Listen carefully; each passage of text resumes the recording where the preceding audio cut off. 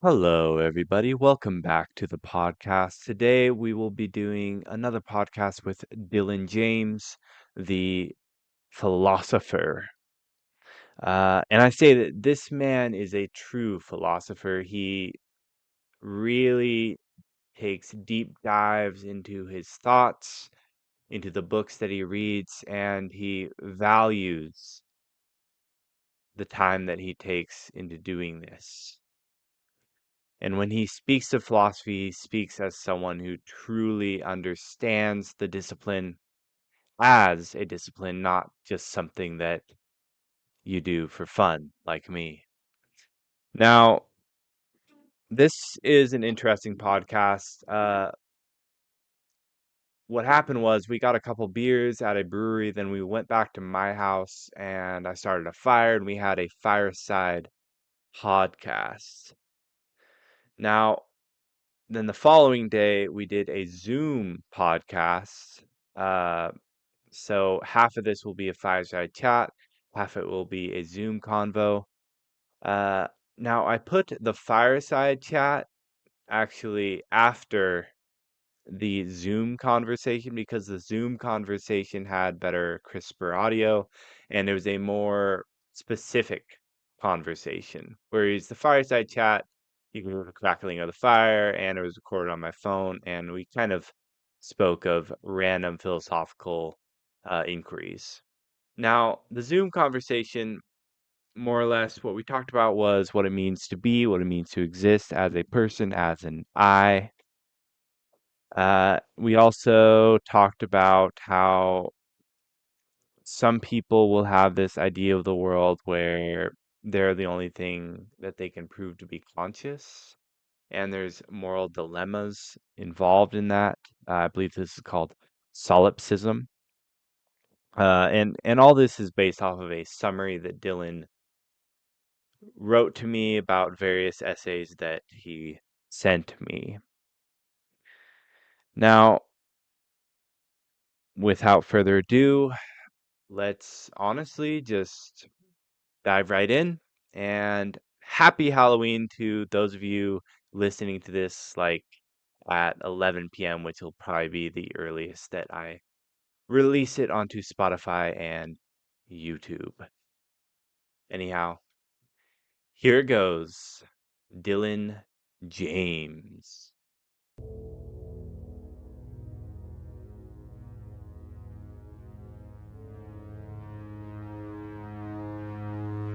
5 seconds to submergence.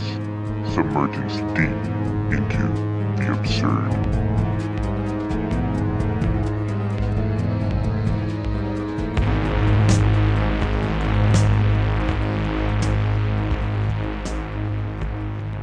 Welcome back. Thank you. It's been a pleasure to be back.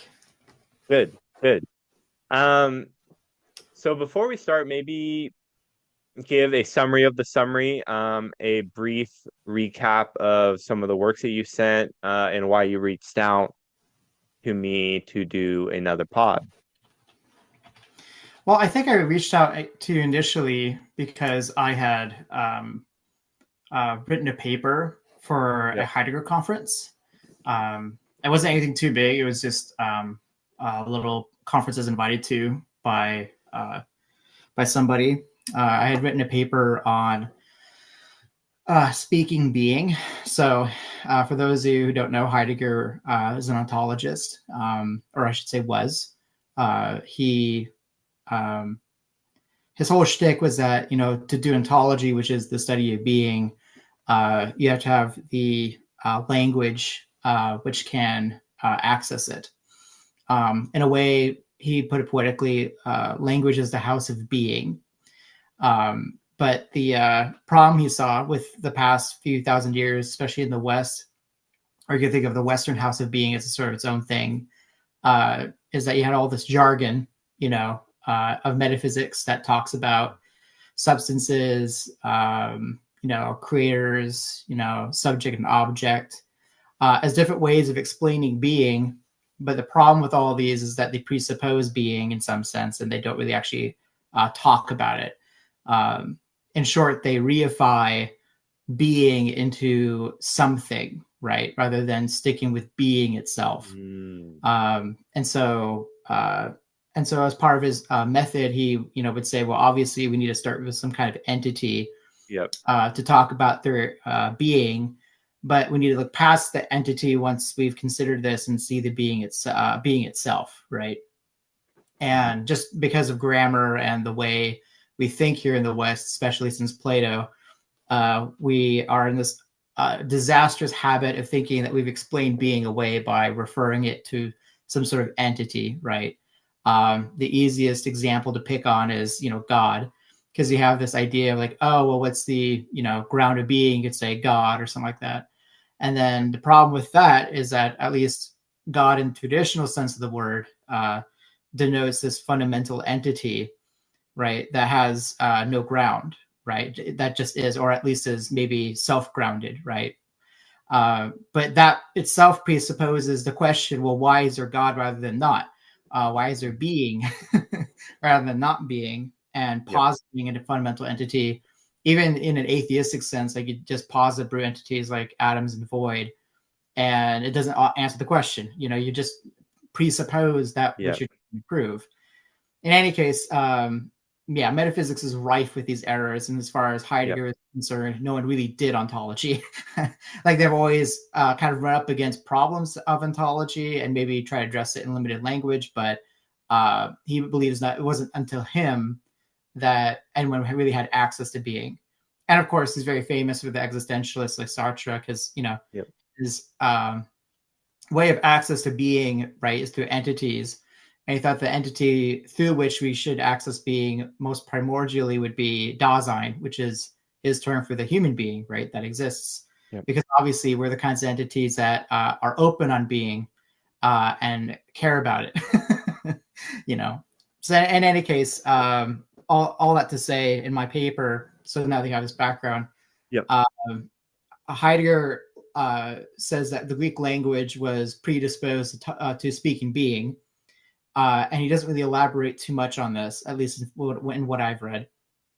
So my paper was about explaining that in ancient Greek and also in some other languages, you have what's called the middle voice as opposed to the active or passive voices. So the passive voice, right, is an active voice. They're both ways of explaining the subject and object of the sentence, right? Or you could think of subject and predicate in some way, right?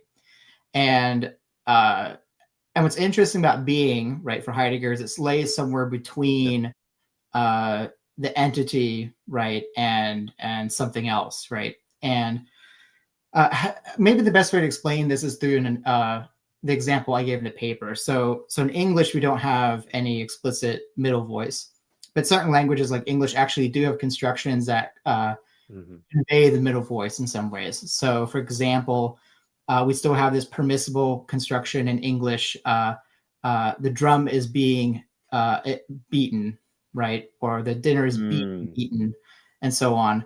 And what's interesting is that if you really want to express it in the middle voice, you'd say something like the dinner is eating or the drum is beating. The latter sounds a Yep. little less weird to our ears, but as we become more or less like the other Romance languages, we've gotten rid of those other constructions that were once permissible in English. And so in Interesting. any case, like that helps us kind of speak poetically, right, and get outside of this necessarily dichotomistic way of thinking of sentences, right, or of thinking in general, right.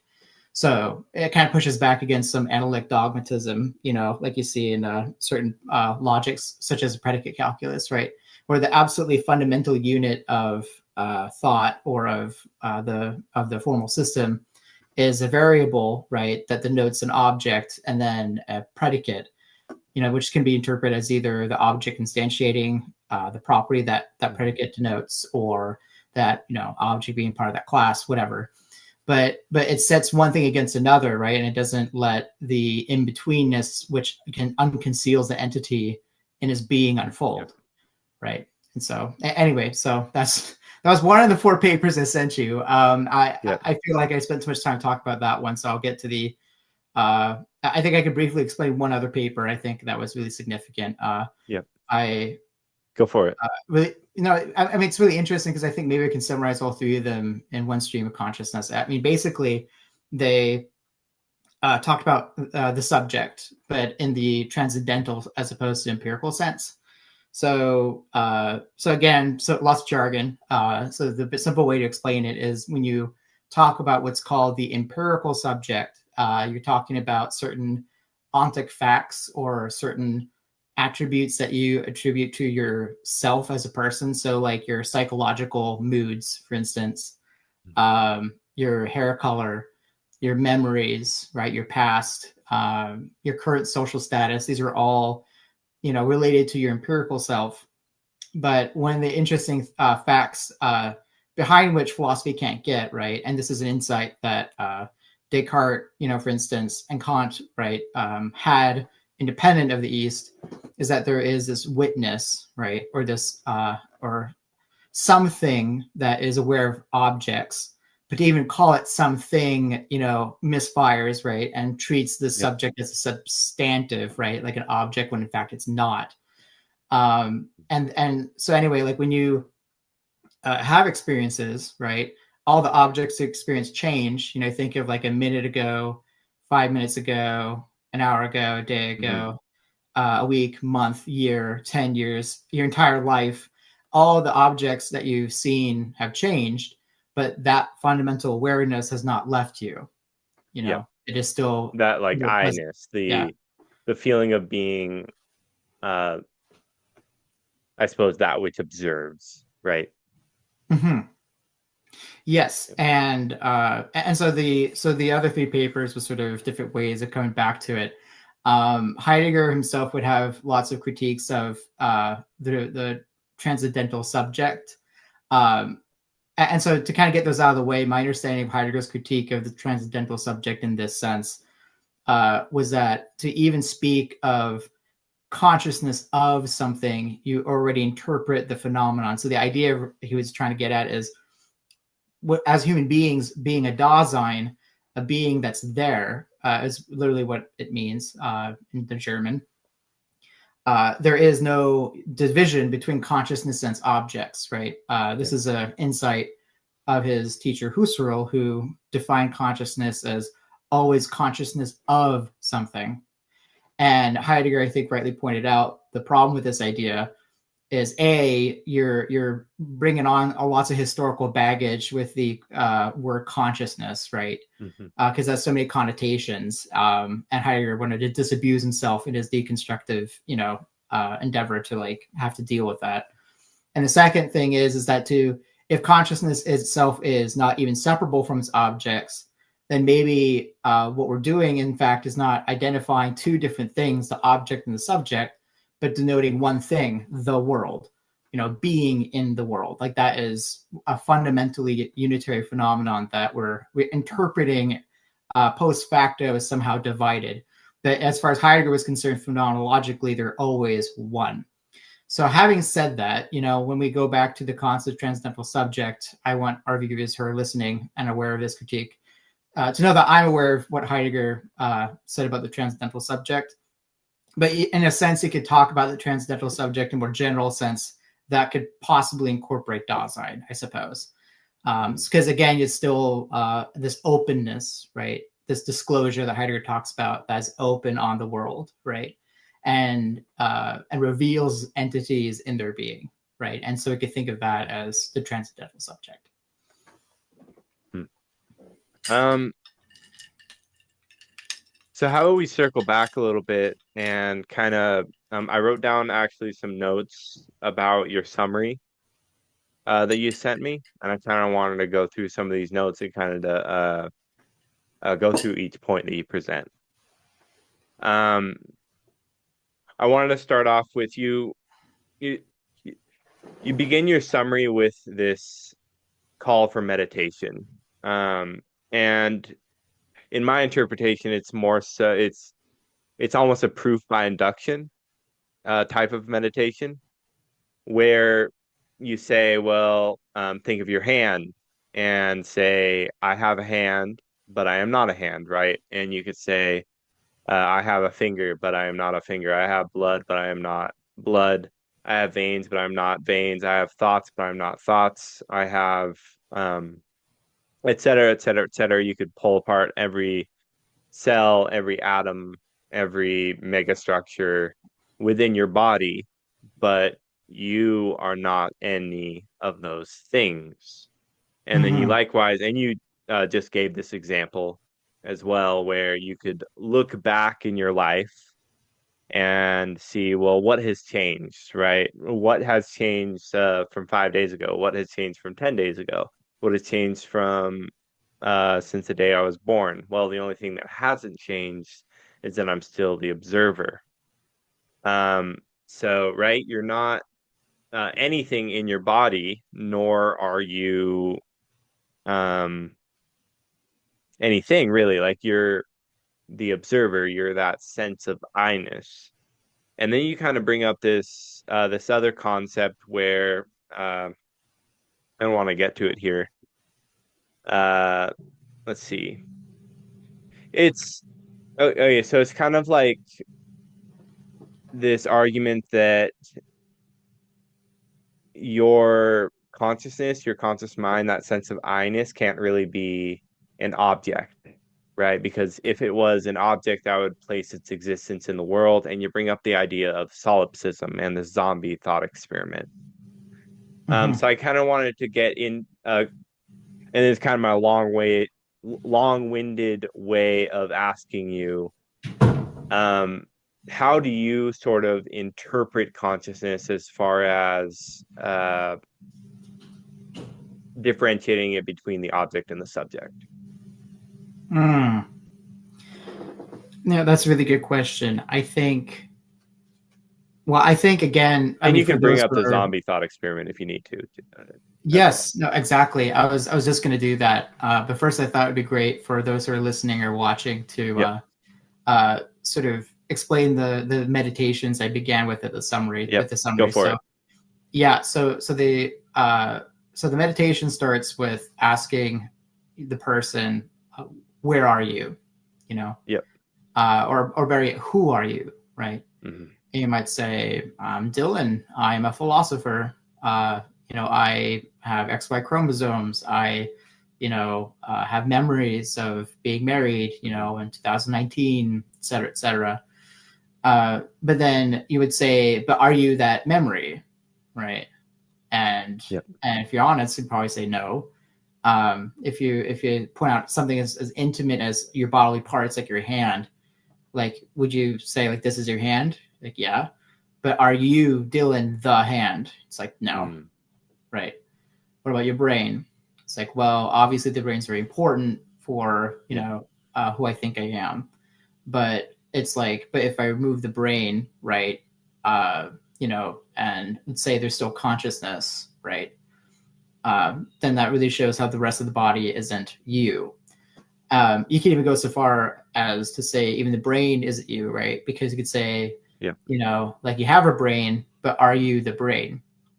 And I Hmm. think, some people are very tempted to stop there and go, no, I am a brain because, the brain produces consciousness or whatever, because that's Yep. sort of the folk, belief that we sort of unconsciously accept, right? Because that's just like the cultural idea of how consciousness goes Hmm. about. And as you can see, like the problem with all these objects is that they're just objects, right? Even your dreams, right, or your Yep. psychological states are nothing but something that you're undergoing. The you that is aware, right, of those objects is something toto genere different than the objects. And what's Hmm. interesting is that some people like David Hume, right, practice this meditation and came to the conclusion that there was no self, right, just because it can be objectified, right, Yep. and then and so the irony of that though, right, is that in order to say that there is no consistent self in my experiences, there has to be an experiencer. That's sort of the Achilles heel of uh, the empirical sciences, right? When they try to explain, especially in a physicalist, worldview, how consciousness emerges, that still doesn't explain the fundamentally a priori nature of consciousness for Yep. investigation. Because I could explain, let's say, for example, I could explain to you, how consciousness was produced by the brain, there'd be still something fundamental to consciousness itself that comes before the experience that allows me to generate those sort of conclusions through investigation, and which it cannot itself be proven objectively, right? So this brings us to the zombie thought experiment. Yep. And again, for those who don't know, the thought experiment goes something like this. I mean, imagine you're in a hypothetical situation, like a universe where everything is unconscious, right? Or has no consciousness, and you're the only person that has consciousness. But yet, despite this, everyone you talk to, everyone you've ever met, they all behave, as like they speak, Yep. they move in exactly the same way anyone would with consciousness, Yep. just automatically, right? Now, the challenge, right, for the so like the physicalist or any other person who wants to explain consciousness through objects is to find consciousness,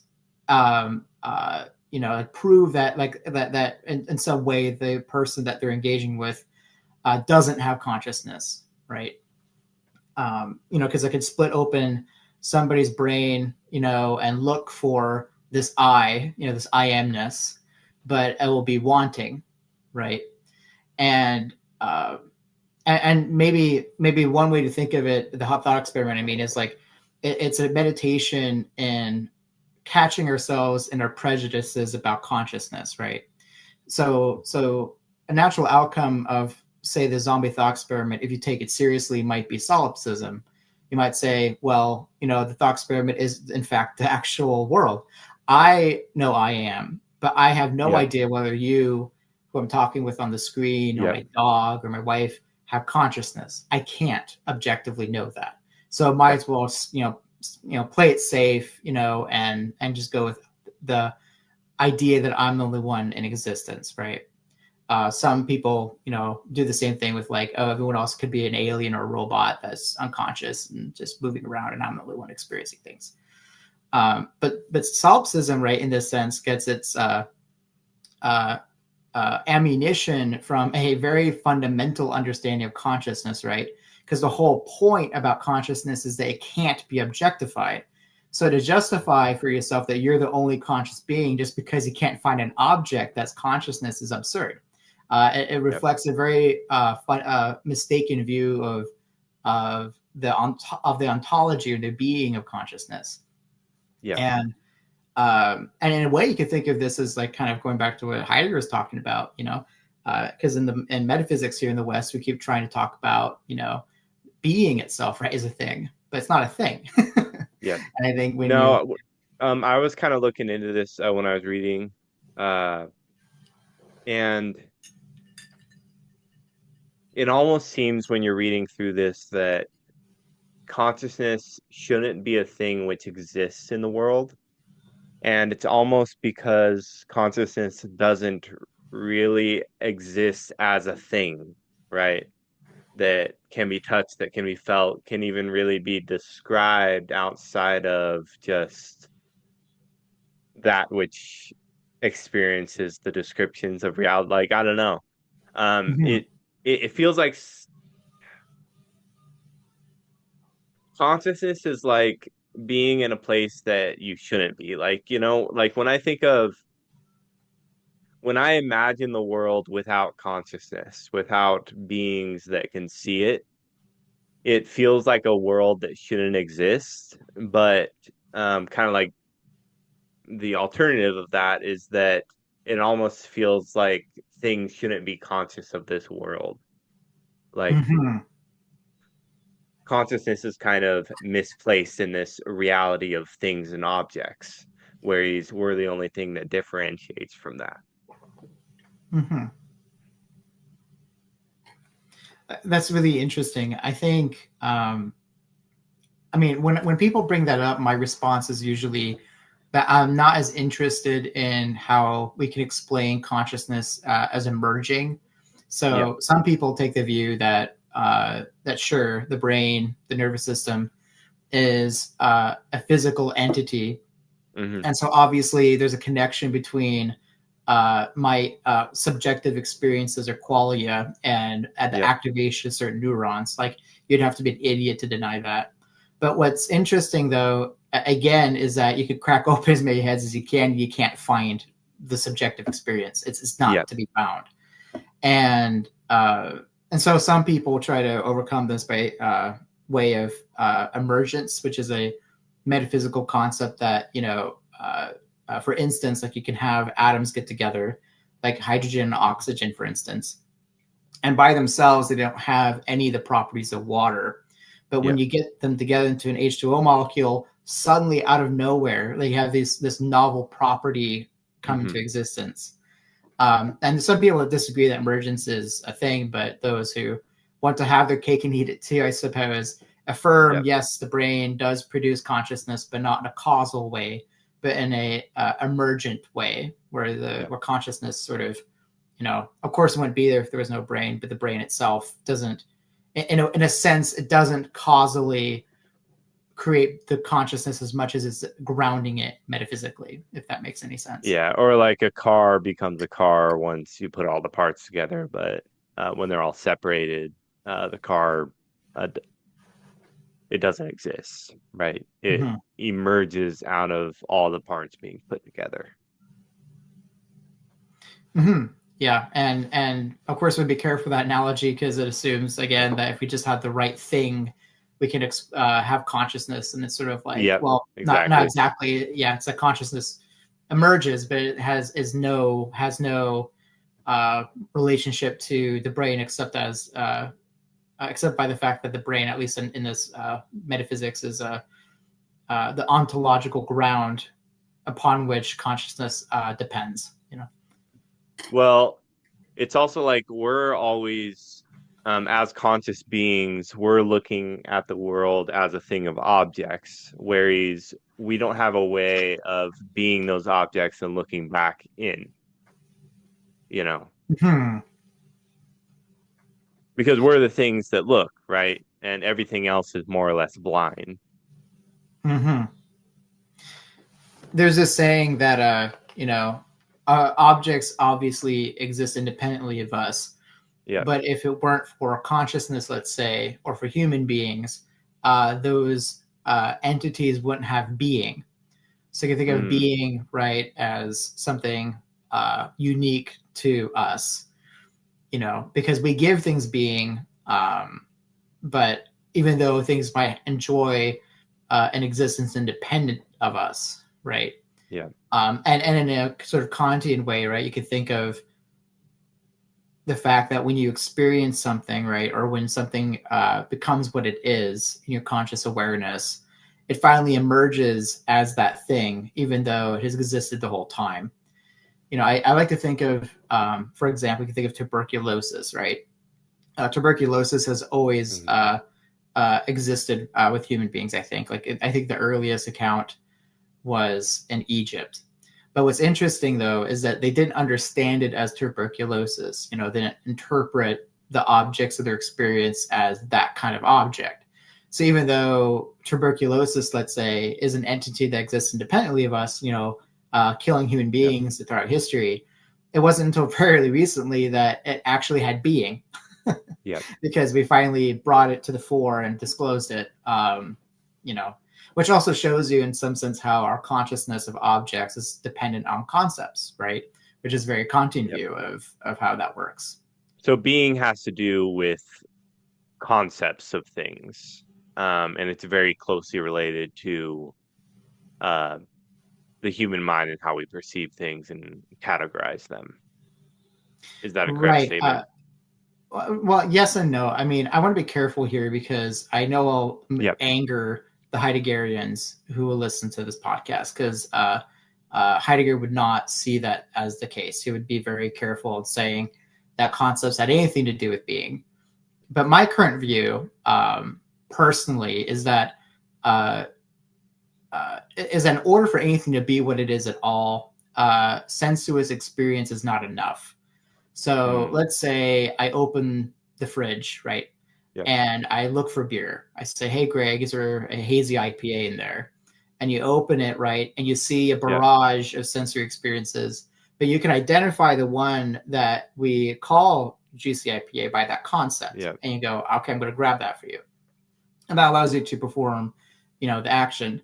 Yep. But let's say, for instance, that a Coke bottle fell out of an airship and landed somewhere in the Yep. ocean, and then washed on the shores of an uncontacted tribe, right, Yep. on an island somewhere. And they see this thing, right? And we're tempted to say, oh, there's a Coke bottle on the island, right? Yep. But in their world, right, as far as they're concerned, there's no such thing as a Coke bottle. They Yep. see this collection of sensory experiences that we would call and understand as a Coke bottle. Yep. But in order to have the Coke bottle have being, it requires the concepts, right, that we take for granted, that's inherited by our culture, right, as especially as Americans, right, to see it as a Coke bottle in the first place, right? Yep. And so, in a very interesting way, for the Islanders are seeing the Coke bottle doesn't exist for them, and because it doesn't have being for them. It does exist, but it doesn't exist for them because it has no being for them. Another way of thinking about it is, when we conduct metaphysics, we often start the question, what is there? What entities exist, right? And then, so it's very simple. We just have like two boxes. Like you put everything in one box that you think, exists, and you go to the other box, put everything in it you think doesn't exist. And that might be inconsistent. Like maybe I have a commitment, I'm ontologically committed to some sort of entity that implies existence of another entity, right, that I didn't think about, right? Because if I think of like a transcendental God, then I'm ontologically committed to entities that are non-spatial, temporal, whatever. But I couldn't even do that if I didn't have an itemized list in my head of the entities to which I'm going to categorize to existent and non-existent. Because they don't have being for me. So to ask for the being. So like if I ask the Islander, hey, do you have a Coke ball on your island, or does a Coke ball exist? He'll be like, what the hell are you talking about? I might as well say, like, do you have snuffins on this island? He's like, what the hell is a snuffin? He can't even answer the question, right? Yep. Yeah. Anyway, I digress. Perfect. So that kind of bringing this back to like the I discussion, I remember I heard a quote from Nietzsche. It goes somewhere along the lines of he was critiquing Descartes, and he said something along the line. He was critiquing the I think, therefore I am. And then he was like, well, how do you know, like, in order to say I think, therefore I am, you're also presupposing that there's an I which thinks, right? And I kind of wanted to get your opinion on this, where, like, what is the I guess? Maybe it's best to start with saying what it's not. And I think the best way to begin with that is with Descartes himself. So as we know, Descartes did a form of meditation. Although his motivations were epistemological and scientific, I'd argue he did sort of a meditation that would be so far away from Zen meditations, right? Trying to get to the emptiness of the self, right? Because he denies sensory experiences at first, right? Because they could be illusory, in his search for a fundamental ground of knowledge.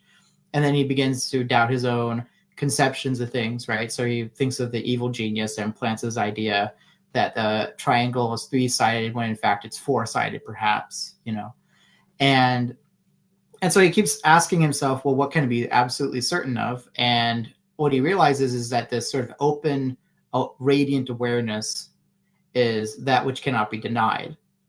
That he could be incorrect in his judgments about his experiences, but that he experiences anything at all as if it were something cannot be denied, right? So, I like to use the example of a schizophrenic or someone with like a severe mental disorder that hallucinates quite a bit, and they can see or hear things, right, that don't correspond to a mind-independent reality, let's say. And what's interesting again is that, kind of going back to intentionality, right? A consciousness is always consciousness of something. And we have this sort of prejudice, which Descartes sort of brings to the table too, that you're not experiencing something if that thing you're experiencing is not a part of an objective mind independent reality or doesn't like correctly represent that reality, right? So Yeah. we say it, like you see in television shows, even if you might even see doctors see it in real time, someone might hallucinate and they'll say, you're not experiencing that, like Yep. there are no voices, is kind of what they'd say. And this is totally mistaken. Of course they're Yep. hearing voices or they're hearing an experience of some kind, right? Yep. And of course they could be misled by these appearances because they're the only ones experiencing it. That would be very severe. They can't deny that's there. They might misjudge, right? And think, oh, it's actually a demon telling me to kill my child or something crazy like that. Yep. But nonetheless, the experience, insofar as it's an experience, can never be denied. Yep. And because of this, right, we have to think about the experiencer or or if you will, like the way Wittgenstein sort of puts it is the subject is that which is aware of the world but is not in the world, right? In a kind of weird sense, the transcendental subject is sort of like the horizon, as it were, because as Yep. soon as you pass the horizon, there's nothing, right? There's no objects to see, right? No consciousness. And yet, when you're in the world, right, with all these different objects, where's consciousness? Well, you can't quite see it. There's obviously the psychological eye, right? The eye of the schizophrenic person, right, who Yep. has these hallucinations, but even they possess this eye which is undergoing those experiences, which can never be denied, right? Yep. And even And you actually and brought up, so good. I was just going to say, you actually brought up an interesting example there where you said that experience is fundamentally subjective because if we were to say that, say, like in the schizophrenic example, right, he is experiencing those things, right? If we were to deny anyone's experience as like something that's not an experience, then we could say, well, um, or more so, since it's fundamentally subjective, we know that every experience is up to interpretation. Or sorry, I'm kind of I in my notes it said experience is fundamentally subjective, as if it wasn't, our experience would be foolproof. Yep. If it wasn't fundamentally subjective, then we'd be able to see reality exactly as it were, which is clearly not the case. Mm-hmm. Right. And what's more interesting, I think, I mean, think of it like this. So, Yep. uh, well, let me ask you a question, if that's okay. Yeah. Go for Uh, it. yeah. What makes a claim true? You think? What makes a claim true? Yeah. And maybe you could give your own answer, but maybe you could just give an answer that a common person would. Like if you walked to the gas station, Yeah. right, and ask someone like, hey, like, what do you think makes this statement true? What might they say? Yeah, yeah, because if I gave my own answer, it'd be very long. But I guess if there's so and I'm just gonna say like lowercase t, true. Mm-hmm, mm-hmm, It's true, and like maybe in a mathematical sense, it's true if, say, um, there's a logical path of cause-effect relationships which lead to a truth, right? Such mm-hmm, as we have this system of numbers, 1, 2, 3, 4, 5, 6, 7, all the way to infinity. If you do 1 plus 1, it equals 2. That's a truth, a mm-hmm, mathematical mm-hmm, truth, right? So I'd say, uh, or if someone saw, like, if me and the guy at the gas station saw someone pull up and they started filling up their tank, and he looked at me and he was just like, "Is it a true statement that he's filling up his tank?" And then I'd say, "Yes, it's true." Right? mm-hmm, We both mm-hmm. see it. We can both confirm, provided that we aren't both schizophrenic and hallucinating. It's a true statement, right? Right, because your experiences correctly represent the thing in itself, right? What Yep. reality is actually like. So when you have that experience, Hmm. of course, it's say yes, it's true that the statement that there's someone there filling up on gas, right? Yep. Now, what you're touching on something really interesting, right? So the scholastics had this notion, especially that started with Yep. Aquinas, that truth is the correspondence of things and intellect, or a more modern way of putting it is a statement is true if and only if it correctly represents an actual situation, right?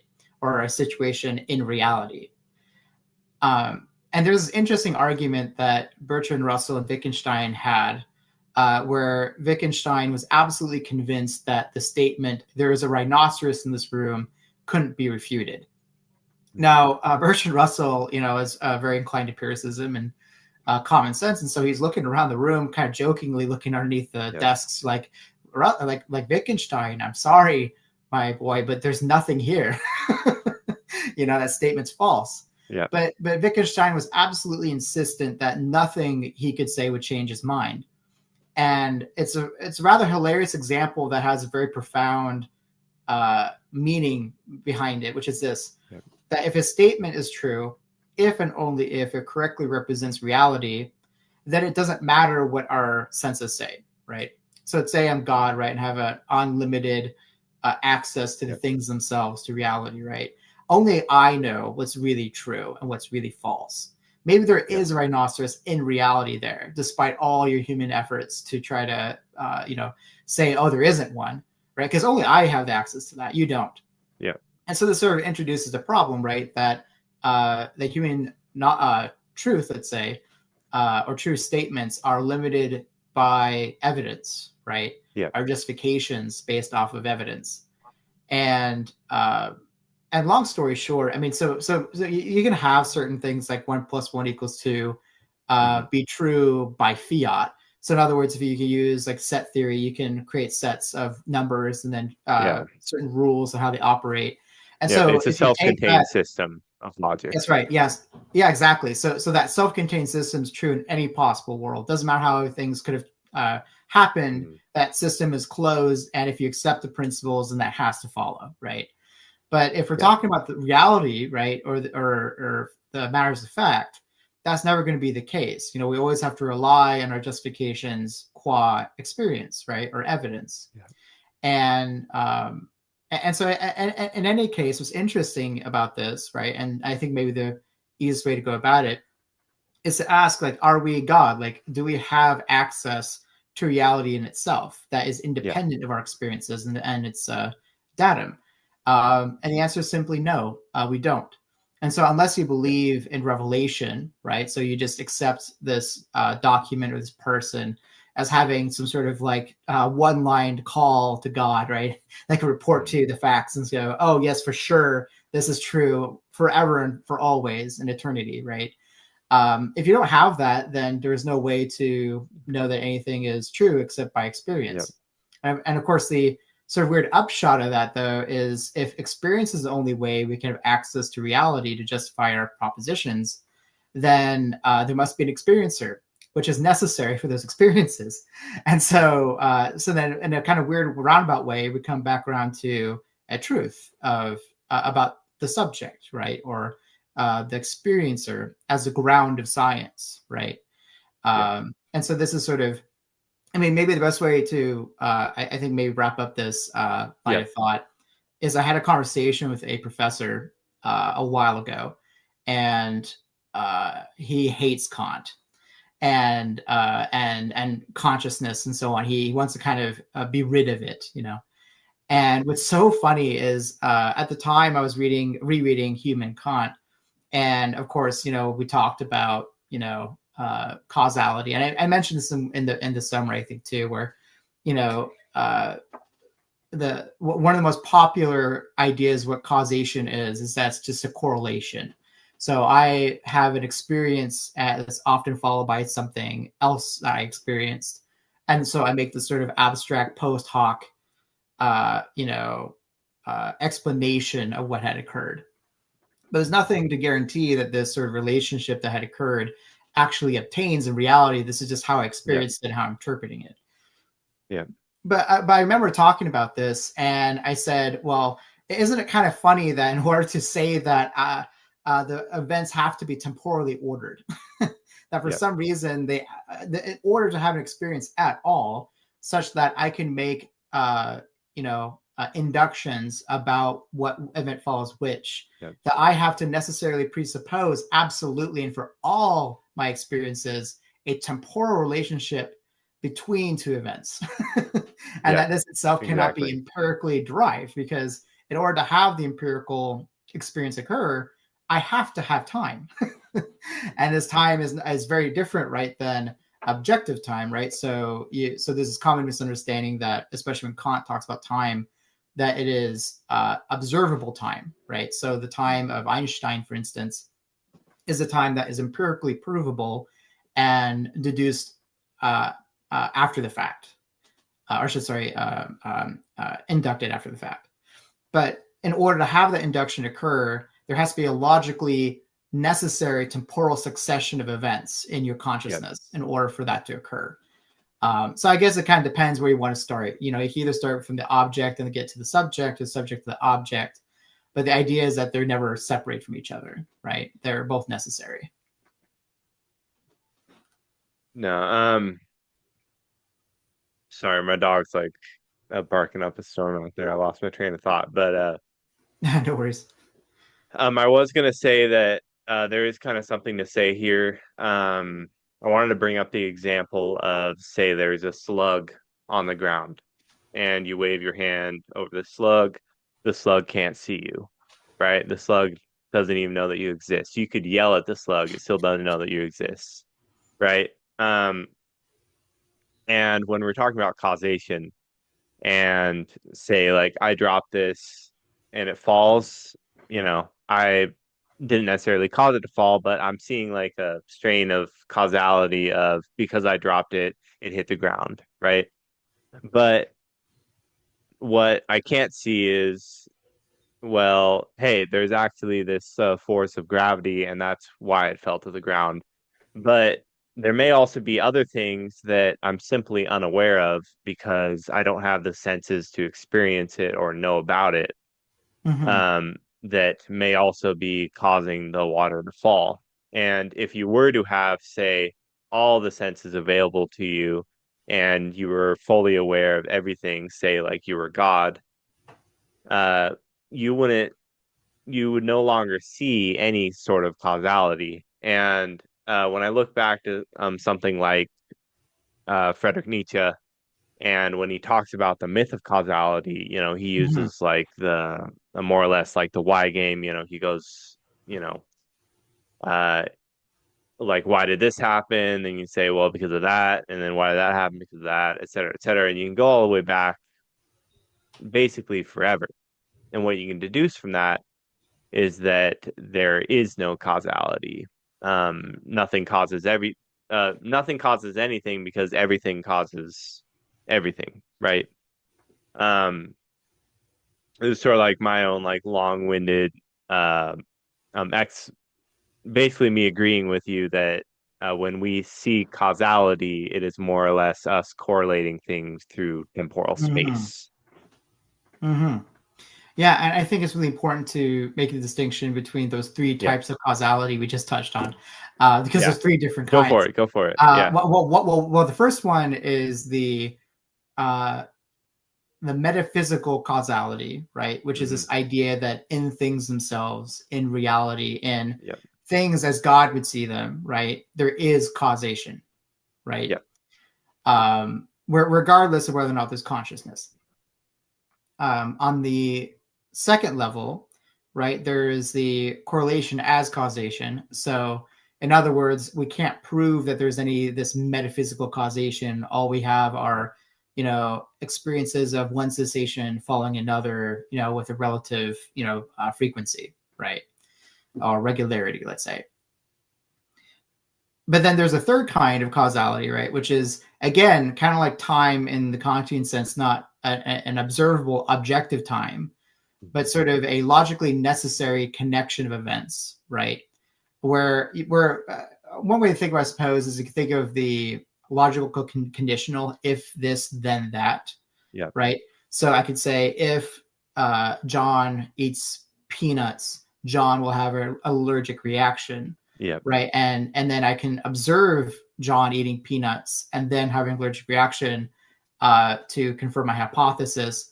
And technically, the conditional is true only with the exception of the case where John, in fact, eats peanut butter and does not have an allergic reaction, right? Because then Yep. hypothetical is incorrect, right? But what's so funny about that is, in order to be incorrect at all, transcendentally about the conditional claim, is there has to be a relationship between the two events. Because Yep. if there weren't even a relationship to begin with, the empirical claim, the hypothetical claim about John wouldn't have even been possible, right? So it's kind of like saying that, sure, causation, correlation is still there because it pertains to our experiences, Yep. that are individual and infinite. But Yep. when it comes to the conditions that make that possible, such as the apodictic relationship between two temporal events, and apodictic just means like, absolute, Yep. relationship, then we see that it's impossible to even have correlation as causation or any skepticism whatsoever about experiences Yep. without having presupposed that. Mm-hmm. No, I think I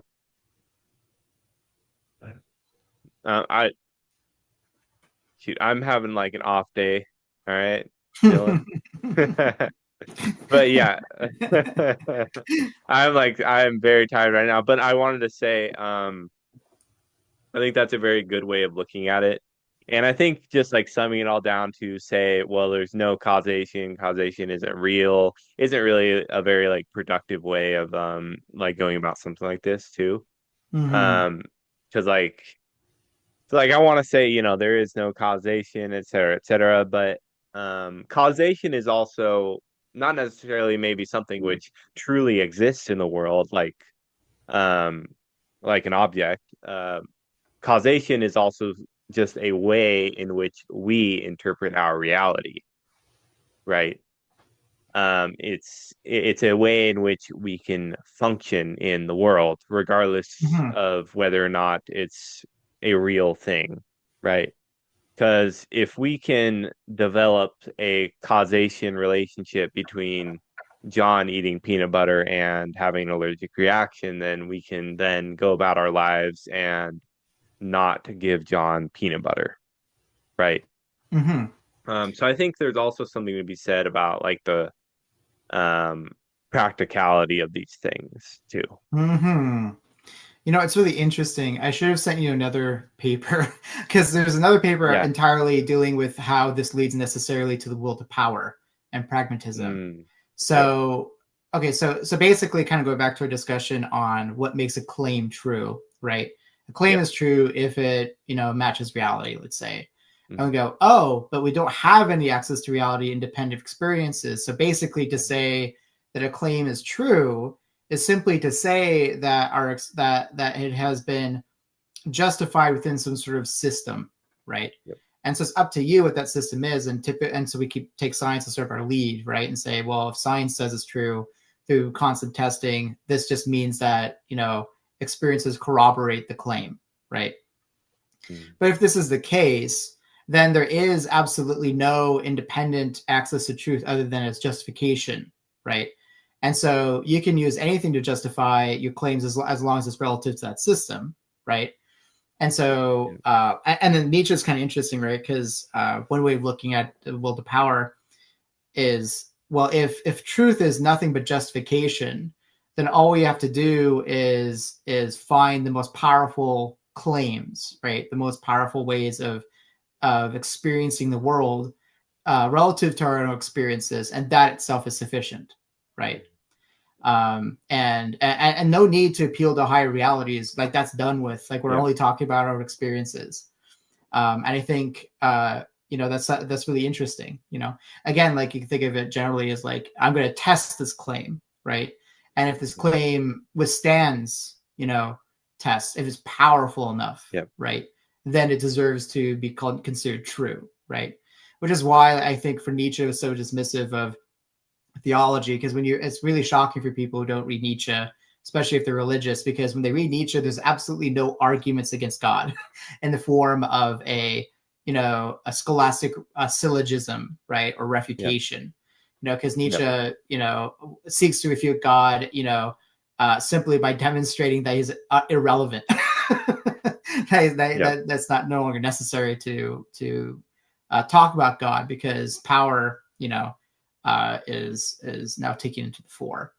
But I digress. That's a whole nother podcast.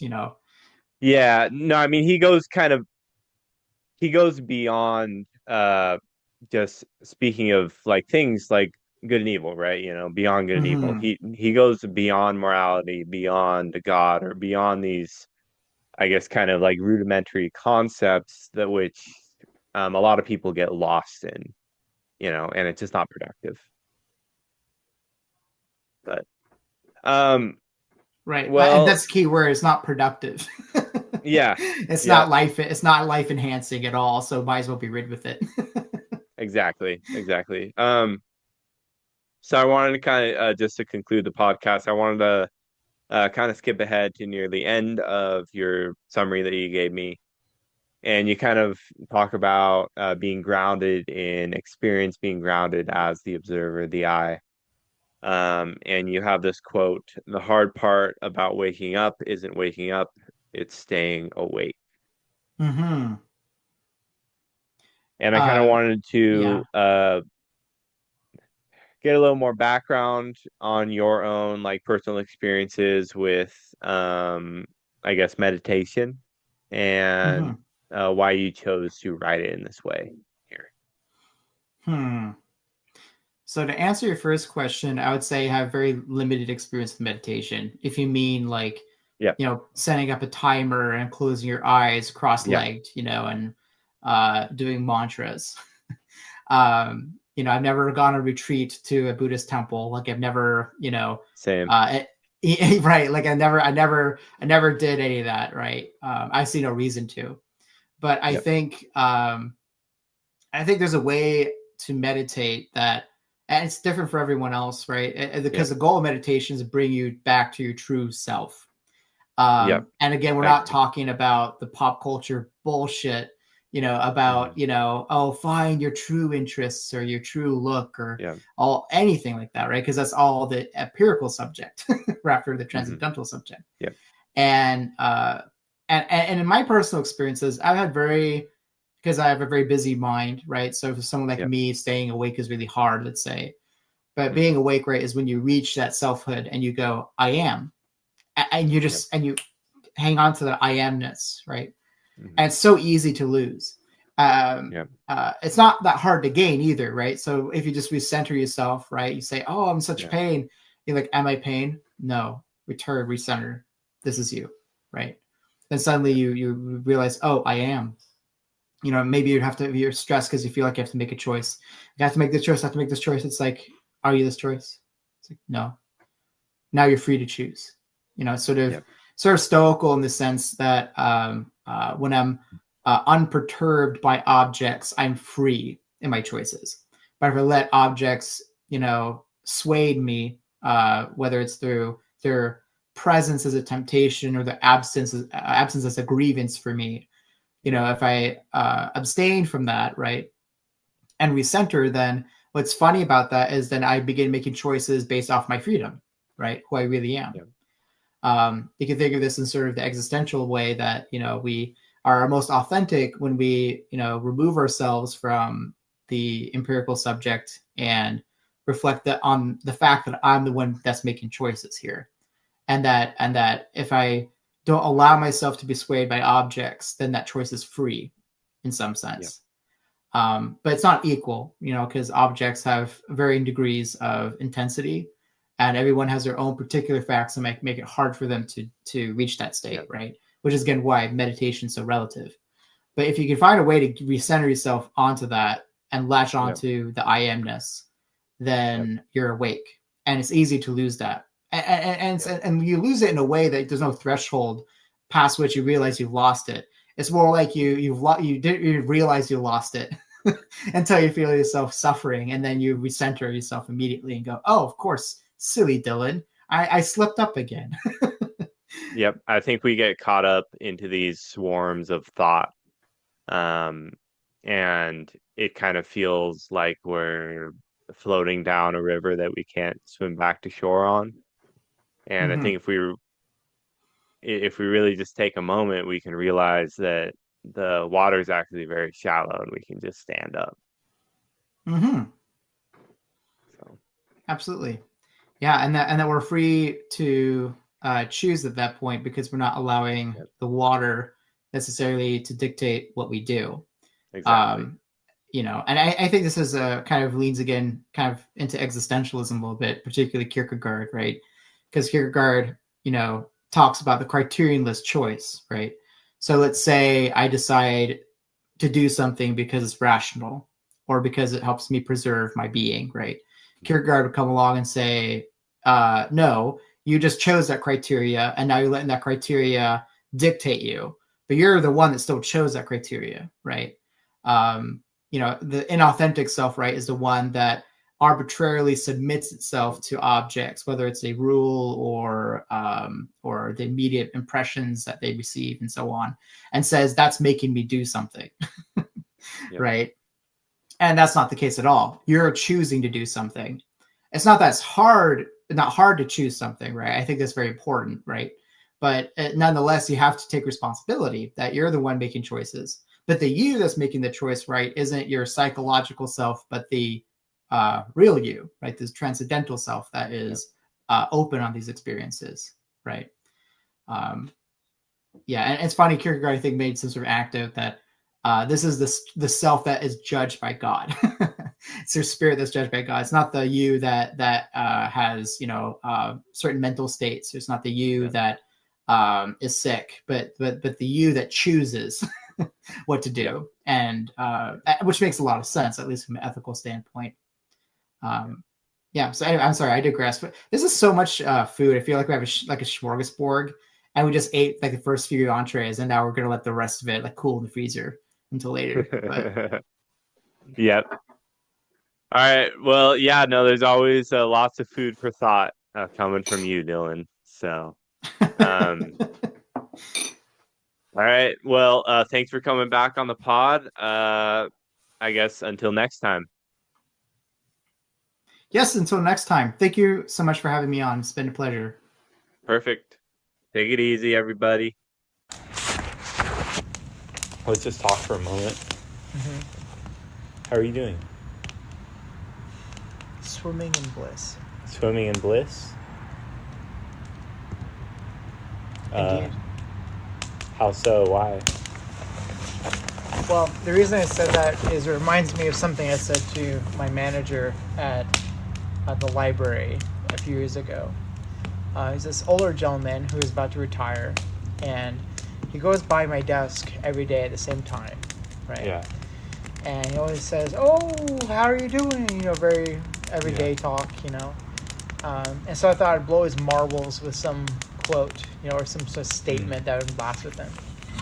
And so I said, "Oh," he said, "Oh, how are you doing today?" And I said, "I'm swimming in bliss, George." And then his eyes wide. "Oh, very good." and every now and again we touch on some interesting topics, Yeah. like we talked about life for a moment, and because it's ending towards retirement, think about death, whatever. I was just gonna say, is it recording? We're getting some good shit. Oh, I mean, this is still recording. Oh, fantastic. Yeah. So, no, I was just going to say, basically it comes by, and, I try to blow something out of the water. Yeah. I said that, and then, I remember it was either that session or the next session, we talked about life a little bit, and we talked about death a little bit. And, I said, "George, the most honorable thing you can imagine is dying with dignity." And it's another moment, his eyes widen. "Oh, very good." Wait, how old is he? was like in his like 70s or 80s or 60s, you know, like approaching retirement, you know. Approaching death. Yeah, that's right. Yeah, and so I don't know. I think it took him back to how like a mid or early 20-something say that to him, you know. Yep. But it was I don't know. It was a moment of being with another Dasein, you know. So Dasein? like, yeah. So it's Heidegger's term for the human being. So if you imagine Da in German, it means something like combination of the there and here. Okay. So in English, we make the distinction, but we don't have any term for the general amalgamation of both the there and here. So the Da, you know, sort of encompasses that. And Sein, you know, what means being, you know. So it's literally translated, it's the here hyphen there being. Okay. You know, and for Heidegger, the Dasein always comes first in ontology. So like, whenever we inquire about something, you know, so for example, we're here in front of the fire. I say, there is a fire, right? Yep. What I'm essentially saying is, there, you know, before Dasein, there is fire. You know, when I say there is the fact that 1 + 1 = 2, what I'm saying is, within the Da that's being here, there is the fact that 1 + 1 = 2. You know. It's very Kantian, at least in the sense that for Heidegger, there can't be any truth that's revealed without Dasein. So there could be entities independent of me, but they can't be an entity unless it is there for Dasein in some sense. You know? And if Dasein isn't limited to human beings, you know, there's some speculation about what non-human Dasein might be. Was aliens or animals. Heidegger admittedly didn't really think about it a whole lot. The only thing he talked about was something along the lines of animals as having a limited world. So, like, for example, he would say that the Dasein primarily and most primordially lives in a world of sorts. Yep. And the world world of sorts. Well, I mean, it's interesting. It depends on which Heideggerian scholar you talk to. But the world of Dasein, the way I've interpreted it, at least, is like the world of the librarian, the world of the stay-at-home worker, the world of the nurse. I'm a stay-at-home worker. Yeah, exactly, yeah. The world of the banker, you know, like different worlds we could inhabit in our Dasein. He was just simply making the phenomenological observation that when we catch ourselves philosophizing, we're always in the midst of some world, right? What is the world? The mom, the father, the banker, the stay-at-home worker, the librarian, the nurse, whatever. And so this world has a certain structure to it, so it's a fourfold. The first part of the structure, if I'm not mistaken, is you're in the midst of an activity. Yep. So let's say, I mean, I'm going to use a very overused phrase, but I think it works because he used it a lot. Imagine a carpenter in the midst of banging a nail with a hammer, right? Yeah. Just hitting a nail. And so that's an activity. So being involved in activity, he or she or they is sort of surrounded by objects of some kind, right? But not objects in the theoretical sense of, like, I observe fire here while I am in a very relaxed, reflective mode. It's more like, I'm busy right now and this house needs to get done by tomorrow, so I'm fucking banging the nails, right? You have a to-do list. That's right, yeah. And you need to get everything done on the to-do list. That's right, yes. And you only have a certain amount of time. You can't spend it. That's exactly right. You're absorbed in your world of care, right? So you care about your world in that sense, right? And so the objects that immediately surround you are the objects of practical usefulness. And then even the objects of theoretical observation always follow from that, right? Yep. So imagine the physicist who splits the atom, right? Yep. Imagine he gets there, right? He's jazzed on coffee, right? He's waiting for lunch. They go in, split an atom, create a new discovery. It's going to advance science, great. And then he finishes up, goes home, and has sex with his wife, right? Yeah. And Heidegger is going to say, at least from a phenomenological perspective, the ability of the human being, the Dasein, to enter a world of scientific investigation precedes the discovery of the atom. You know, like our ability to enter a world where the possibility of unveiling the entity as something in our world isn't made possible by our worlds, right? And so, as human beings, we can enter different worlds. So, for example, I chose my Dasein to enter the world of the philosopher, right? But that's just one world of many possible worlds. Another world, I could have entered the world of a farmer or a lawyer or a sailor, for that matter. And those possibilities are limited by, our culture, our language, our Have you read Camus? What's that? Have you read Camus? Oh, absolutely. To be honest, I haven't read him as much as I wanted to, because I haven't read any of his works all the way through. I would say I'm most familiar with L'Étranger, The Stranger, and The Plague.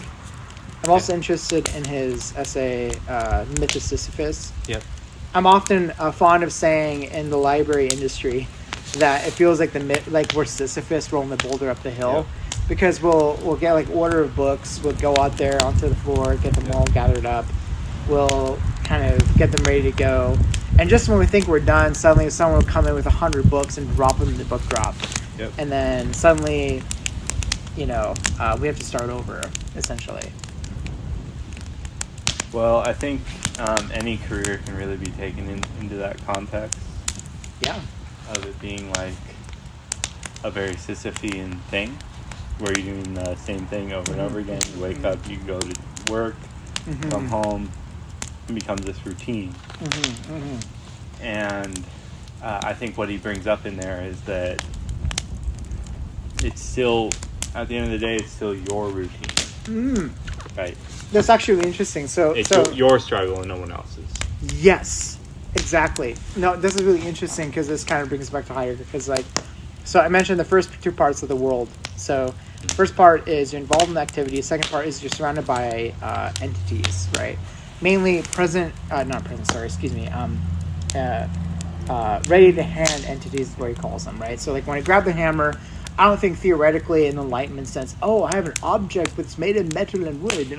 I grab the fucking thing on my right because I'm stressed about my work and I want to get the hammer in, right? Yep. So I interpret the entity as a hammer, right? And so that's the second thing. The third thing is I'm always involved in an activity in order to do something, right? It's literally in-order -to. So in order to question mark, well, in this case, the house, or whatever it is I'm making, right?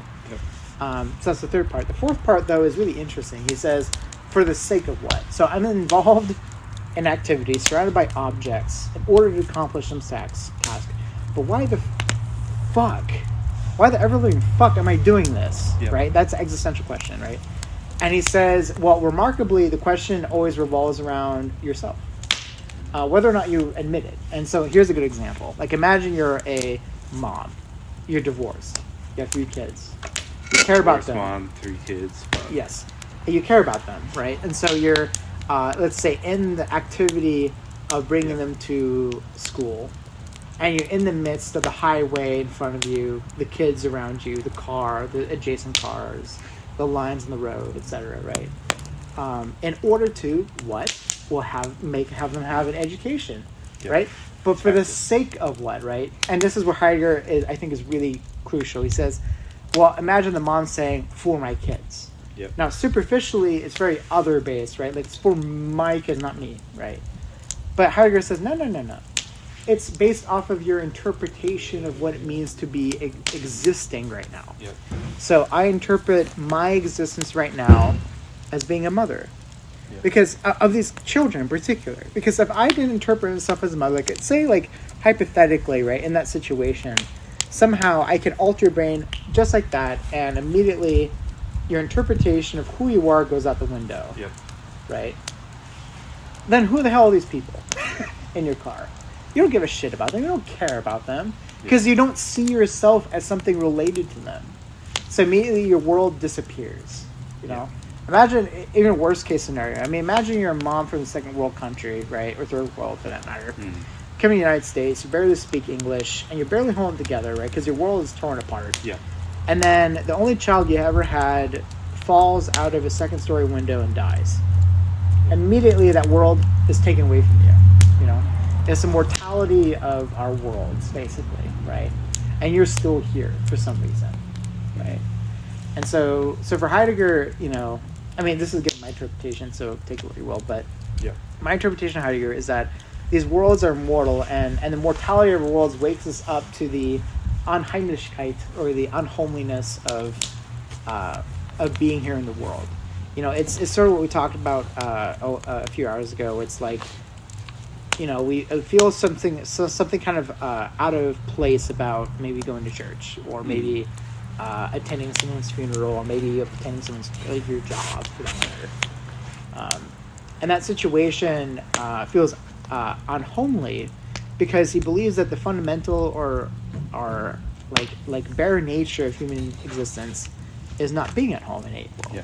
Like, we just adopt worlds here and there. Like, I'm thrown into this world with different possibilities. No, I like the idea where you inevitably adopt the world that you live within. Yeah. It's kind of like, well, when you bring it back to like a basic example, like the Matrix, where he kind of adopts his world until someone, I guess, brings him on the hero's journey, right? That's right. He says, hey, you can either take the blue pill and stay in the illusion, stay in this reality in which you've adopted, or you can go forward and know the truth and leave the Matrix.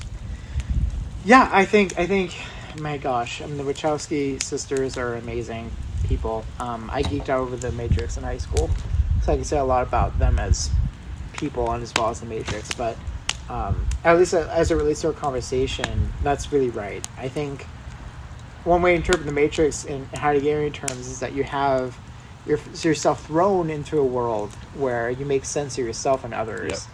Yep. The word, Heidegger is engaged in what we call hermeneutic ontology, which is a fancy way of saying that I interpret what things are. Yep.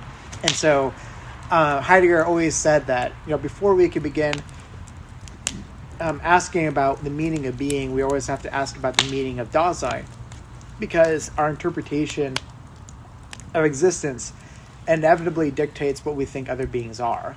At least to say oneself, right? So, like, if I'm a capitalist, pig on Wall Street, right, doing the Bateman thing, the Patriot Bateman, yeah, exactly.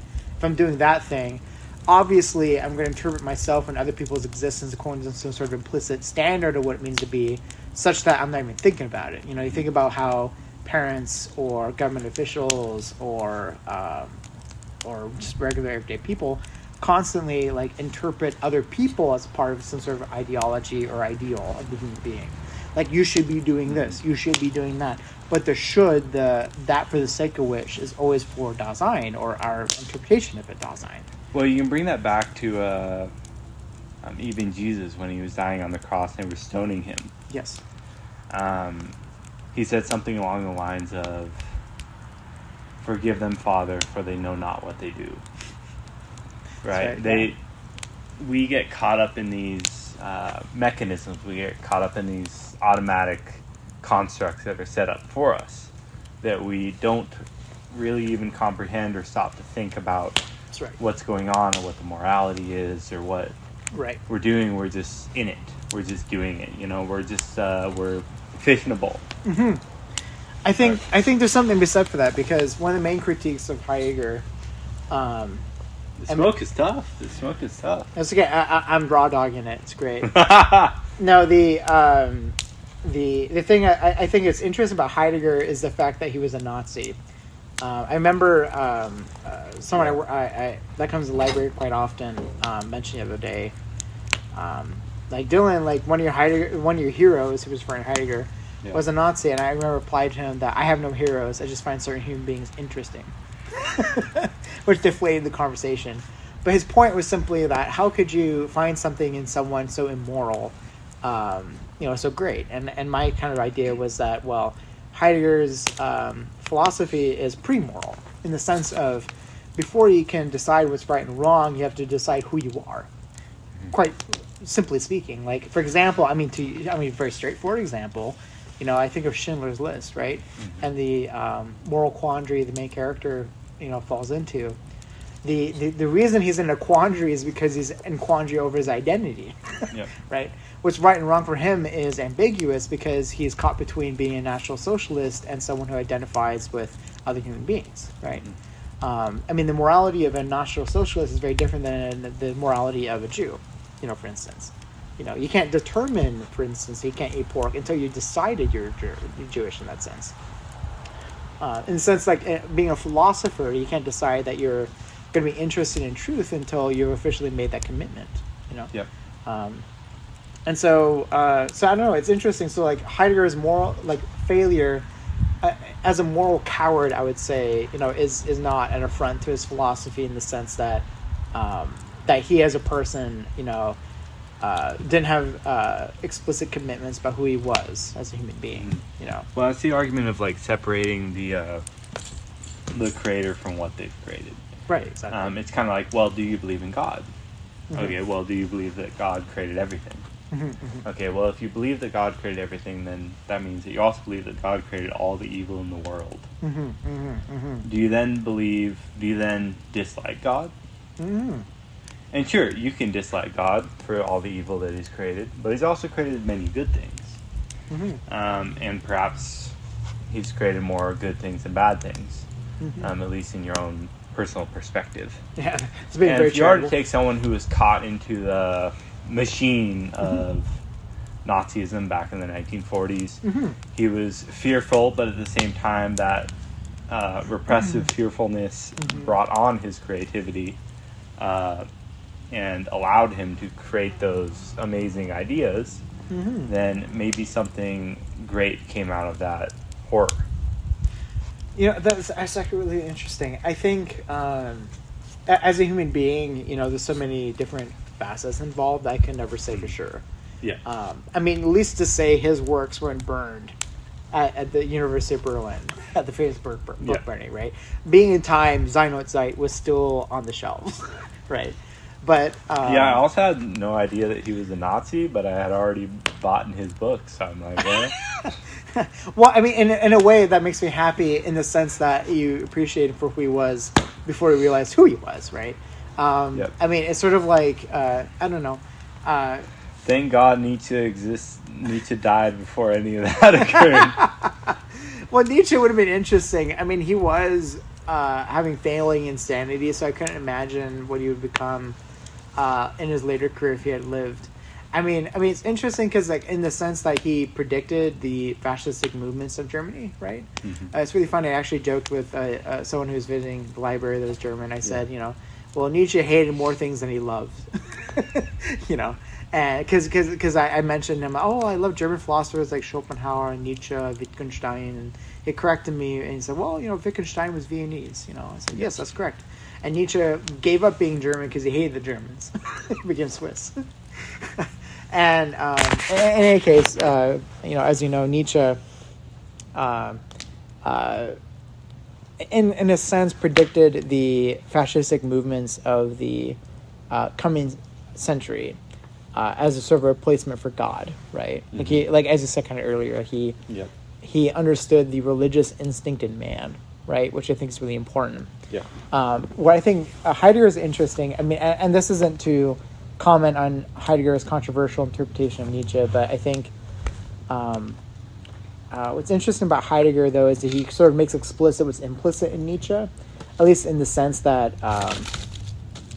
in Heidegger you see made systematic the premises of Nietzsche and Kierkegaard that make the possibility of what they're saying come about. So, for instance, like in the case of Kierkegaard, there is a self that is utterly subjective and is open on the world in such a way that they have to make choices without criteria, right? But if that were the case, then that would presuppose, in a sense, an interpretation of what it means to make a choice. So I make choices based on what I think existence is like in any given moment in time. So, like I say, I'm a husband, I have to decide to do this in a point of time, right? Exactly. Right. But if I had amnesia, like in Memento, right, and I just forgot who I was, from that point onward, then any way that anyone interpreted me as from that point onward would just simply not understand my choices because they don't understand my own self-interpretation. Maybe one of the easiest ways to think about it is in terms of life and interpretation. Like, you have a life to be lived. And you can wake up any moment and realize that it's really your choice of how you interpret it. That interpretation isn't unlimited. So I think one of the interesting facts about Heidegger is that there's lots of people that took his project and ran with it. So Hans Georg Gadamer, like in a lot of ways critiqued Heidegger. Jacques Derrida took his deconstruction and took it to nth degree. But Heidegger always was fond of the idea that you can't have an interpretation without some sort of history. So in other words, I can't interpret what it means to be a husband, or nay, even a philosopher, without some sort of connection to my culture and past, right? Whether it's explicit or implicit. Yeah, and I think history and knowledge are kind of synonyms here. Yeah, you can think of culture as the collective knowledge of your past ancestors. Yeah. For good or ill, they've survived, and they propel you into the future in a particular way. In a sense, you can think of Dasein, right, as the anticipatory resoluteness of what is to come, the future, i.e., in terms of how you interpret your present in relationship to your past, right? So. And again, that centers on your self-interpretation, who you think you are at a given point in time. But again, that's entirely historical. Like, you can't begin philosophical inquiry without admitting that you're beginning it within a context that has already existed here before you. It's sort of like the Enlightenment prejudice that you can somehow philosophize in a vacuum, I think is utterly obliterated by that. It's like, oh, I'm a thinking thing. Great. Where's thing and thinking? Like, those are words you're adopting in a group. So that kind of brings me back to your summary that you sent me. And I had some notes that I actually wanted to share with you. I'll go grab them, but I want to start by saying that there are some insights in there that I really thought deeply about when I was in college. Namely the fact that the I, us as an individual, all we really are, the only constant that you can really think of is that we're the observer. And, I don't want to get into any sort of concepts of free will, because that'll, muddy the argument. To be honest, as a philosopher, I've never understood why people are so obsessed with free will. For me, the first question has always been, I have to say this, my first question isn't whether or not we have free will, but if we did have free will, why is morality binding on us? In other words, I think people sort of say they're about free will, but what they're really about is, do you have free will such that I can judge you?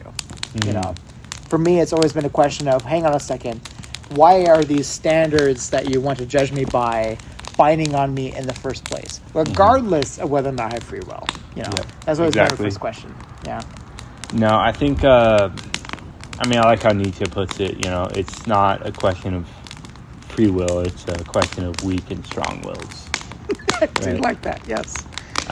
Because there are a series of wills within you. There's a series of desires, there's a series of fears, conflicts, loves, interests, beliefs, etc., bodily functions, which compete with one another. The Olympians bide within you for your attention. Exactly. And you will do whatever is whatever overpowers you. And it's kind of the same with a society, where with morality, for instance, I was speaking with a friend over Teams at work. We often have very philosophical Teams conversations at work, which we probably shouldn't be having at work, but that's okay. But we were talking about morality, and I was telling him about Nietzsche's theory of morality, where he doesn't really believe in morality, but he believes that whatever morality exists in a society that's present is just the morality that was the most powerful, that overcame the people. And as of currently, that is the Western Christianity. And I think right now it's kind of different than Christianity. It's more so the liberal liberal morality. It's a much more political moral sphere right now. Yeah, one can profess to be an atheist or a pagan, and yet at the same time speak about human values. Yep. You know, like, oh, you must treat me because I like equally, even though I am weak. You know, Yep. stuff like that. You know, if we were truly pagan, by the way, like we would like fucking, I don't know, use their bones to like fuel our rockets to Mars or something. You know, it's just like, oh, you're human, great, but you're weaker than me. Too bad. You know, it really puts the pressure on us, right, to Yep. find the new foundation for human values. Yeah, what it means to be human.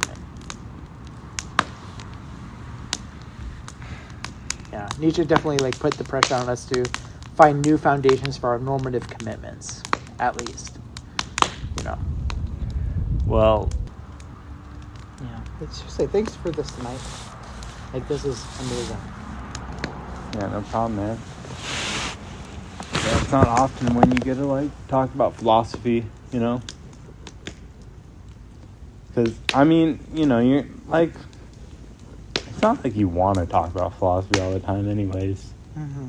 You know, it's like when you're with your wife or your fiance or whatever, your girlfriend. Most of the time, it's nice to just chat about normal stuff, your feelings and whatnot. Mm-hmm. You know, plans, things in the future.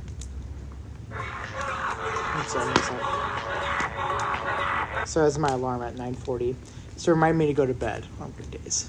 But Oh, but shit. tomorrow I don't work till 1 p.m. So we're good. Oh, damn. All right. Yeah, but most of the time it's nice to just talk about normal stuff, you know? Mm-hmm. But you do need that outlet of philosophical discourse. And I do have like a select few friends that I, mainly people who I'll have on the podcast, who I'll talk about things like that. But at the same time, like, that doesn't undervalue a normal conversation with your wife or a friend of yours.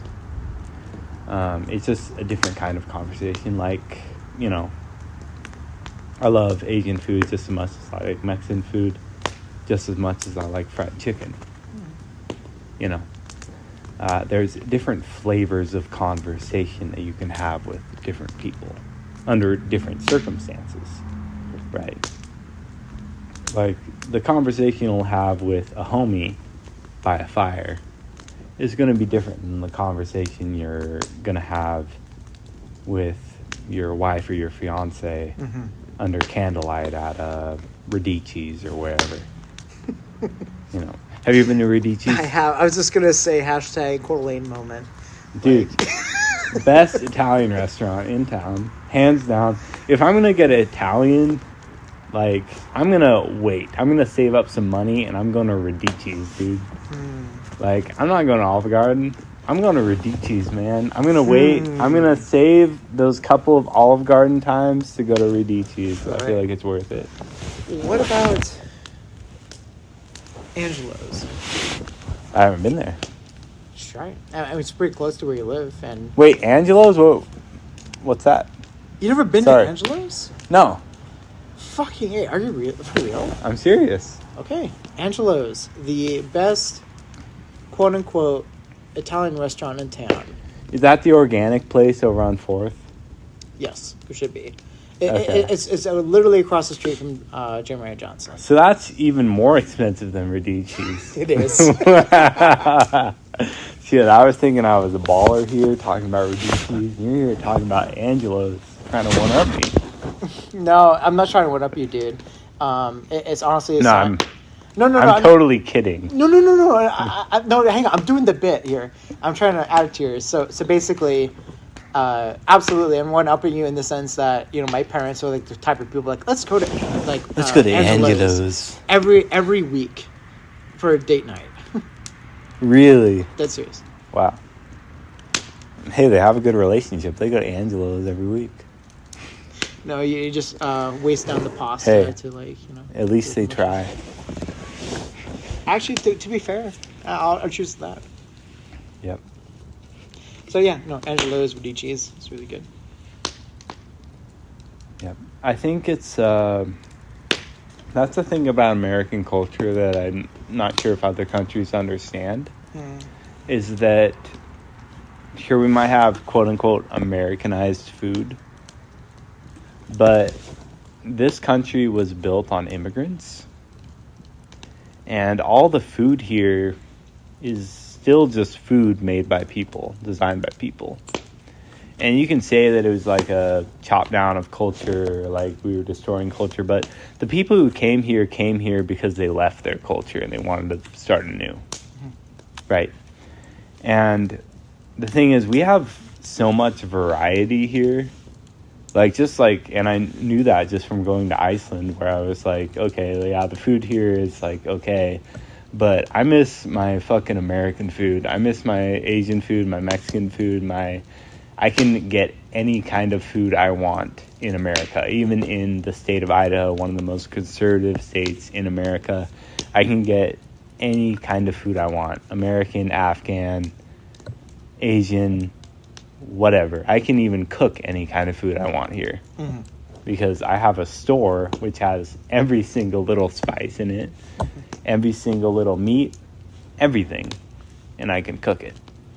Sure, you can go to another country and they'll have like some very bizarre things that you've never seen. But generally, we have a generalized version of every kind of food that you can get. Right? And I'd like to be a critic and say, well, this is a cut down of culture and, be like the kind of person where I would despise America for a large number of years throughout my life. But now I've come to a certain appreciation of this country. And while I understand that our government is a fucking piece of shit and they send over military to go conquer parts of the world, at the same time, I also live in this bitch. And I get to enjoy what it brings to me. And I feel like you should also be thankful for that, while also maybe, saying, hey, this military, this whole military industrial complex, you guys are going over and destroying the world, conquering it, and destroying people's lives in their countries. And it's like there's like this balance of living here where you both live in one of the best places to live, yet by living here you also participate in this evil destruction of the rest of the world. And it's sort of like a weird culture that I don't think other people in other countries would understand, except maybe China. Right, where you live in this like superpower and things are generally good for most people.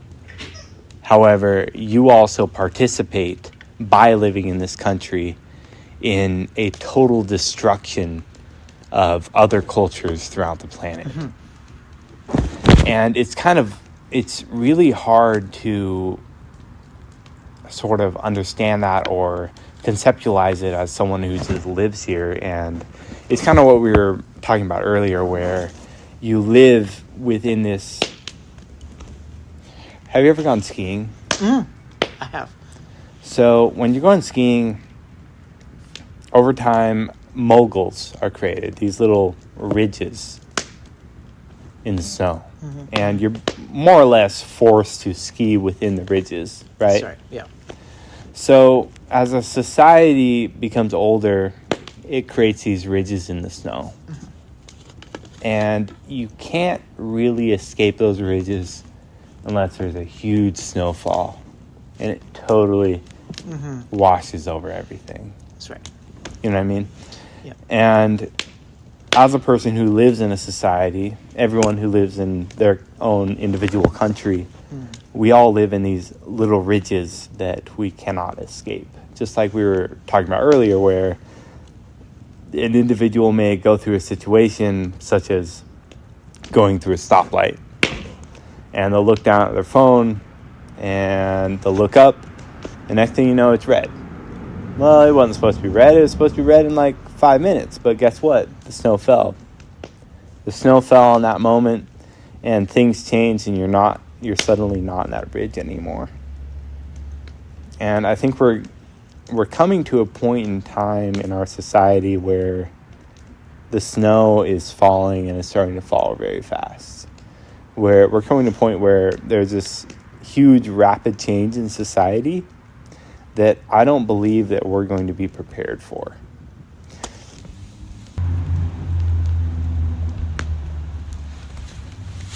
No, it's interesting. I find it interesting how you meet people, you know? But it's interesting that you could wake up one day from a dream, and after the aftermath of that dream gets you to make a decision to then reach out to a friend who introduces you to another person, who then introduces you to a person who you would then spend the rest of your life with. And it's interesting because you were talking to me earlier at Jeremiah Johnson about synchronicities and how a certain level of things can line up in your life to where it seems like all that was some kind of plan. But whether it's coincidence or plan, it doesn't make any difference into how incredibly remarkable something like that can be. And I was thinking about that because I'm like, man, we're sitting by a fire, we're talking about philosophy, recording a podcast. And that's kind of what got me on the political conversation about being grateful in America. I'm like, man, you know, how many people get to sit by a fire, record a podcast, and talk about philosophy? Totally chillax, drinking a beer or water or whatever, and just being happy. We're sort of entering the end of the Socratic dialogue where Socrates... Dude, we haven't even talked about your essay yet, but go ahead. What? Sorry, you take the floor. What were you going to say? No. Go ahead. Well, I was just going to say, like, at the end of a Socratic dialogue, Socrates always ends with a question, right? Yep. Come here. Go ahead. Well, so... He always ends with a Socratic dialogue. Yeah, so what's really interesting is that when you study Plato, right, so there's the question, where does Socrates begin and Plato end? Yep. And vice versa, right? And what's really interesting is some philosophers believe that when you interpret the Socratic dialogues and Platonic dialogues, you can discern the difference by whether or not the dialogue ends in an answer.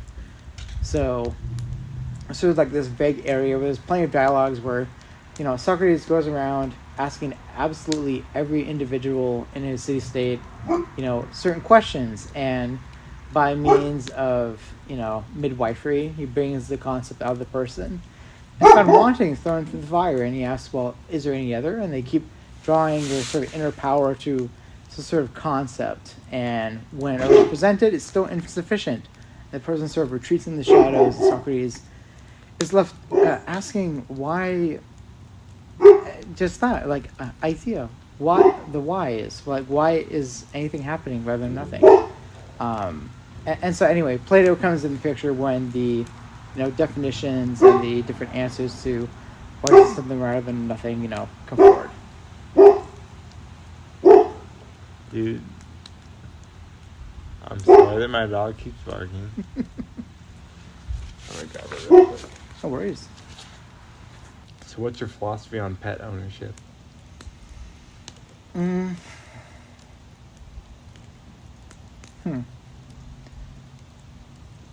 Well, to open the Socratic dialogue, Yep. you know, what do you mean by pet?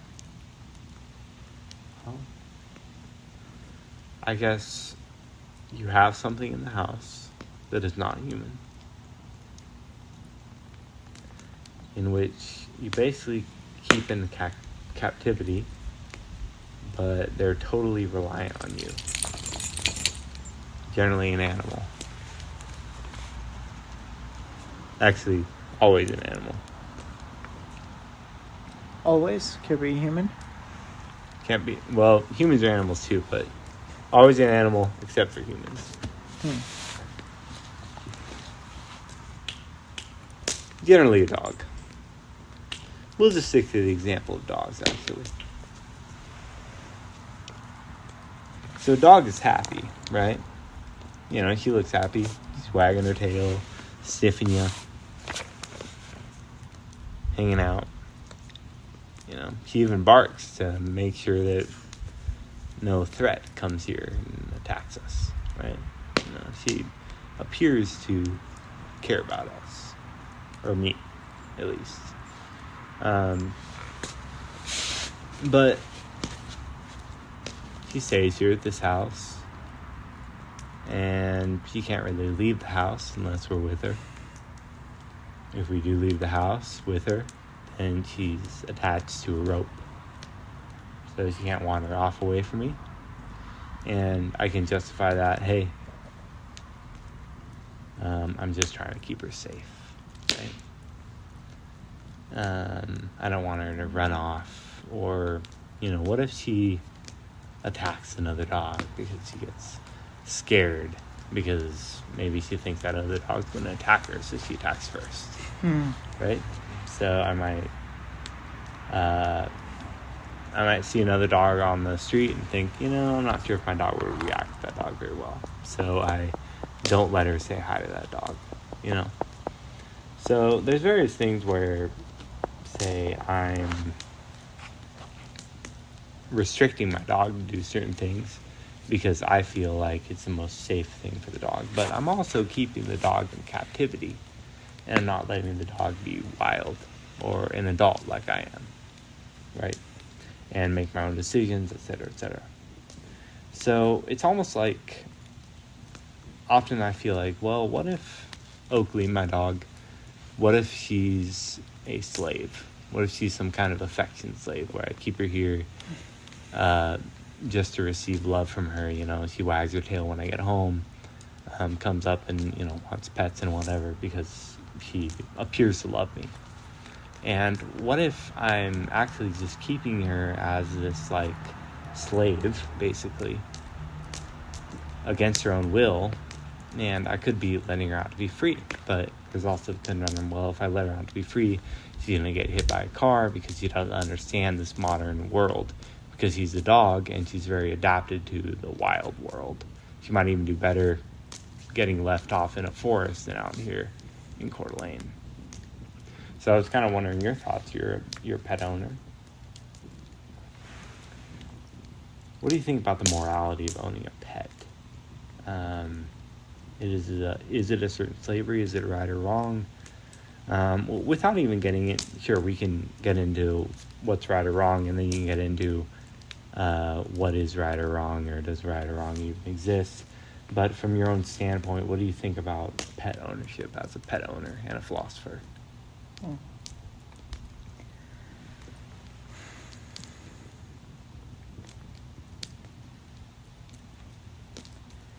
Maybe the best place to reorient ourselves is within the concept of consciousness. So think about the philosophical zombie thought experiment. Yep. Right. What would your thought That was in process your be there? summary. Yeah. So in the philosophical zombie thought experiment, where you believe that, I mean, I guess the main thing there is that you believe that everyone else is basically a zombie who doesn't have consciousness, and you're the only person with consciousness because you're the only thing that you can prove to have consciousness because you experience your own consciousness. But you leave out the fact that all these other people might have consciousness, right? So I guess in that context, I think of, say, with the dog, when you think of them as the slave who's miserable, you leave out the fact that they also have consciousness and experience, right? And your dog wags its tail, it shows that it's happy, and I guess maybe the dog is happy with its existence.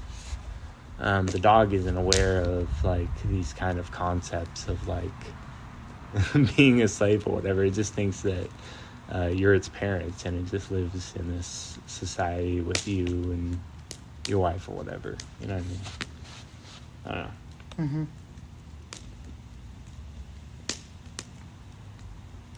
What do you think?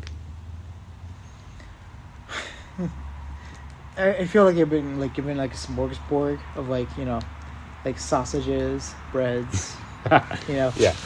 like all the condiments in between. What was like the first thing among all the things you just said that you're like really attached to? Because I feel like, you know, we got like limited time, so just to make sure, like, what's like the thing on top of the whole cake that is like grabbing your attention? I guess I feel like I'm keeping the dog here under its own will, or like against its will. Like I'm controlling its every like. I'm controlling its existence, and I feel bad about it. You know. Because I'm want it to stay safe primarily because I like it being around. And you can also think of that from a, you know, you can expand that metaphor, like we want people to live, but why do we want people to live? Is it just because we genuinely care about them, or because we like them to exist around us because they make us feel better when they're there? So it's sort of a moral conundrum where, like, why are we nice to people? Why do we want to keep them around us?